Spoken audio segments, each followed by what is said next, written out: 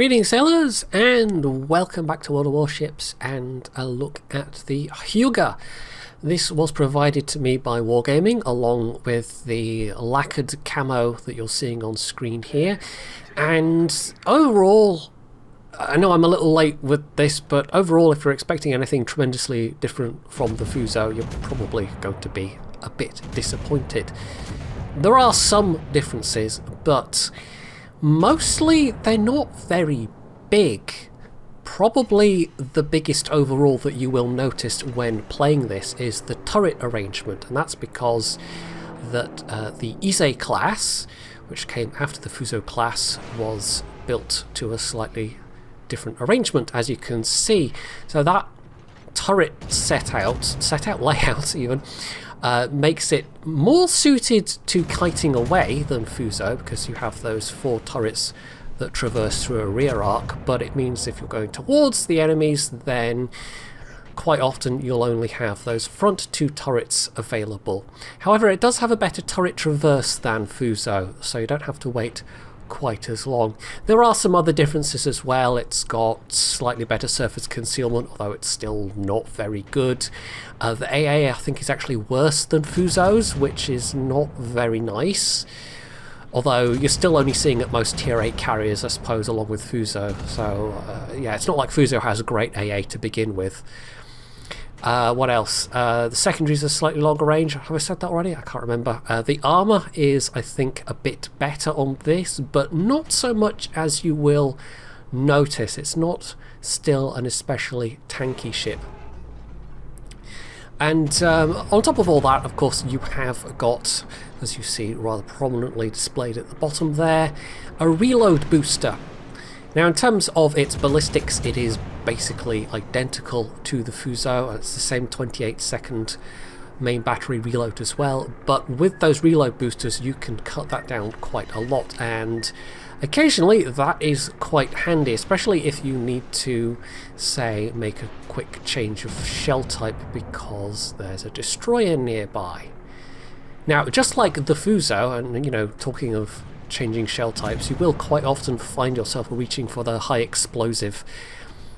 That tends to be more when you're down tiered in the Fuso, when you're facing more angled tier 7 and tier 8 ships, and at that point you really do just have to fire a lot of HE. This is even more so the case because of course now you can see tier 9s. The matchmaking is just overall harsher. So you'll find yourself firing HE even more, in my experience, just because it's a 14-inch gun ship at this tier. And most of them don't have particularly good penetration. I think the best of the bunch is actually Poltava. I remember looking this up at some point, and the rest of them are not that great. Anyway, a blast into the side of that Scorner.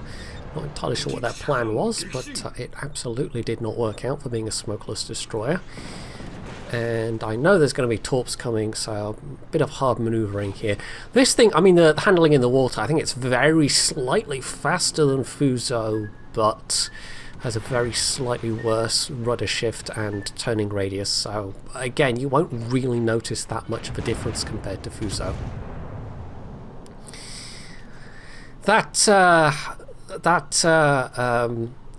Graf Spee, by the way, that's going to be getting to live a while longer. The one that we saw at the beginning that would just slowly backed out of the fight. Yeah, I was kind of surprised by that. If I tried something like that in my Graf Spee, I kind of feel like it would not have gone nearly as well, but anyway.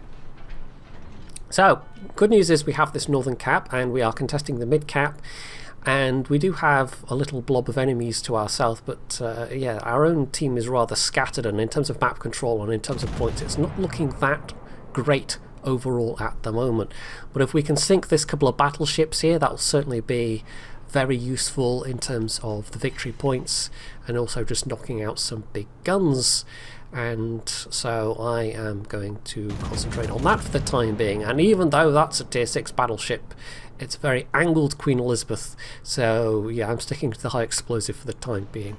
You will overall notice the shells are the guns are a bit more accurate than Fuso. I should point out that the Sigma on this is 1.8 versus Fuso's 1.5, but Fuso makes up for that with pretty good kind of overall dispersion. So yeah, I think this is probably the same. It's just you've also got the better Sigma on top of that. So yeah, you can't really fault it for accuracy overall. But even though that is quite welcome in a tier 7 battleship with a lot of guns, it's just the fact that you have those smaller caliber guns that kind of degrades that slightly. You know, the smaller caliber is definitely less effective at the tiers you are going to be seeing on a regular basis. Hell, even just being top tier, tier 7, you still do have to reach for your high explosive against enemies that otherwise wouldn't be, you know, in another ship with bigger guns wouldn't be that big of an issue. Those battleships still, you know, we haven't taken them out yet, sadly. The 3 battleships there and that Graf Spee. We're also not looking great in the middle at the moment. This is overall looking rather shaky. And this is one of the reasons why I chose this particular match. It's not going to be a particularly monster damage game. It's more that it's a tier 8 game, so we are mid-tier in the matchmaking, and also it's going to be a very, very close game. And it's certainly one of the more enjoyable games I had in this ship. Overall, I have to say, this ship isn't that exciting. I mean, if you love the Fuso, then you might quite like this. But even as somebody that does really like the Fuso at tier 6, I've been kind of struggling to enjoy this ship on anything like the same level. It's not a bad ship by any means, and the one gimmick that you can point out that it has in the reload booster is actually, you know, you've only got 3 of them, and it basically gives you kind of 1 extra reload, so it's not like it's a huge boost to your DPM, but situationally it is incredibly useful. So, you know, it doesn't rely on having a gimmick. It's not all about that reload booster. They haven't artificially nerfed the main battery reload to compensate for it having a reload booster. But overall, it just, I don't know, it wasn't an exciting ship to play. Dare I say, at times I found it kind of boring because it's just such an HE spammer in a lot of circumstances. Just that's what you have to do with it. And that's just not that fun to me. It doesn't even have the tactical value of, say, the KGV's high explosive, where it's getting quite a lot of penetration on top of having quite a high fire chance for the caliber. So, yeah, I mean, when I play the KGV, I always start out playing, you know, I'm like, I'm going to just use the AP shells, I'm going to be good, I'm not going to be filthy. And then inevitably, you know, if the battle gets in any way close, I'll just switch to the high explosive. But from this, you really do just have to stick to the high explosive from the start, pretty much. You can't get away with not using it a lot of the time. It's a very cheeky Akizuki there. We'll see some more of them later, and yes, not really leading enough there. I think I was a bit out of practice with these guns overall, because like I said, the ballistics are identical to the Fuso, and with the Fuso having the range it does at that tier, and not particularly fast shells, you do have to give quite a lot of lead, and I guess I was just a bit out of practice at that overall. Although, I think that was more evident when I was first playing this compared to this game, because I did play a fair few games in this before I got to this replay. It's just none of them were particularly, I don't know, exciting, I guess is the word. I don't know if you can really have a game where you showcase this, you know, the particular strengths of this ship, because it like I said, it really doesn't do anything that different from the Fuso. So it's just a 14-inch gunned battleship with a lot of turrets, basically, which is kind of a known quantity already in this game. There's nothing new going on here. This is getting a bit hairy at this point. That torpedo was not nice, although I only took 1 at least, and if I can finish off that Edinburgh, that would be nice, although I think I erred slightly in putting out all of my turrets. Probably didn't need to do that, especially as I think somebody else struck them just before I did, so I only got 2,000 damage out of that. And I'm just getting a bit hammered here overall. So having some shells available to shoot at this Trento, for example, might have been quite handy. And instead I had to reload first. I do at least have some heals left. Oh, no, okay. Yeah, the disappointment of 14-inch guns sometimes, even against cruisers that are lower tier than you. Oh well. You just don't get the opportunity to overmatch things with these guns very often at all. We aren't quite in a completely losing situation yet. I mean, the enemy team has roughly the same number of ships we do, and our Massachusetts is still very healthy, and I think I was kind of wishing that they would get a bit more stuck in at this point, but at least they are still in a position where, you know, they are alive, because sometimes you'll get people will wait till this stage of the game and then go all in all at once and get themselves killed very quickly. So at least they weren't doing that. But it would have been nice if maybe they had been a little more active up to this point. But, you know, I can't see the game from their point of view. I can only see it from my point of view, so it's kind of hard to judge these things sometimes. That Caracciolo coming in might be a bit of a problem. They can obviously overmatch my tier 7 armour. I don't think this gets anything special with the bow or stern armour in terms of resisting 15-inch guns, so that's potentially a problem. I think it's the belt on this that's better than the Fuso. I don't think it's super amazing in other regards, although I'm about to double check the armour model after the replay itself is finished. I have a feeling it might actually get better deck armour. I think the deck armour on this might be actually quite decent, although it does still have that big Japanese pagoda mast that can be hit by things, so there's still plenty there for your high explosive to hit. I think overall maybe this has a bit more superstructure going on it than the Fuso does as well, so yeah, it might be arguably a little more vulnerable than Fuso in that regard, because even though Fuso's got that big tall mast, it's also got quite a lot of deck space where it's just, you know, the deck armour and the turrets. And this is kind of true on this as well, it's just that central bit of superstructure. I don't know, just looking at it, it feels like it's bigger than the Fuso, but it's still not huge. It's still not a huge liability even, overall.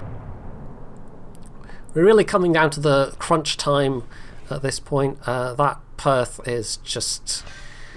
I've been there making a very risky play there, and they did get sunk, and yeah, that was a bit of a kill secure on the Akatsuki, but there was no guarantee that the Perth was going to live, so I took the shot when I had it, basically. With the remaining two allies, the Leningrad and the Massachusetts, contesting the middle, I decided to stick around at the north here. There is an enemy Ashitaka somewhere that was last spotted just between the A and B lines there, but they haven't been seen in a while, so it's quite probable that they are playing very passively, but even so they still have a decent range, so I kind of have to be a bit wary here. And I'm also trying to get the reset, because even though we are capping the middle, of course, if they get the top, then it doesn't really make a net difference overall, but I wasn't able to get round the island fast enough, so yes, the Caracciolo did in fact get the cap, and now we're at over 900 victory points. However, I get a nice broadside hit there, no citadels, but still pretty good, and the Massachusetts finishes them off, leaving me free to now cap. And all that's left is that Ashitaka. We still don't know where they are, you know, whatever they were doing, they weren't really getting in close to help their team at this point, and whatever else I might have said about the Massachusetts earlier, they at least have. And now they make an appearance, they are also still very healthy. It looks like they're looking my way, but again, very broadside, so let's hope that's enough of a lead, and it might not quite have been, but oh, there we go. Not too bad overall in terms of lead then, as it turned out, but yeah, not great in terms of damage, but I had one reload boost left, and the arc of these shells was enough to lob it over the limit of that island, and there we go. That time was a much more respectable 15,000, including a citadel. So like I said at the start of this, reload booster is situationally incredibly useful, but you do have to resist the temptation just to spam it out very quickly, because it does reload very quickly, and you can end up using it all, you know, at the start of the match, and then really wishing you had later, really wishing you had it later on. So 1952 base XP, shortly followed by the Leningrad. The Massachusetts about halfway down the team, so I feel like they could have been a bit more useful, but it was kind of offset by the enemy Ash attacker being actually even less useful to the enemy team. So yeah, overall that was a really close game, and as I said, one of the more enjoyable games that I had in this as well, and it certainly was a match that demonstrated the usefulness at times of that reload booster. So yeah, as I said, this hasn't set my hair on fire.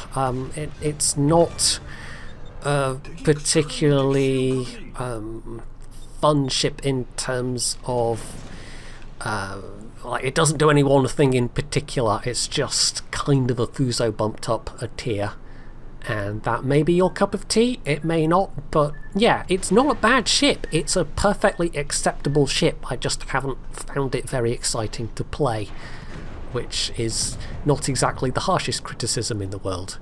It's just one of those personal preference things more than anything else.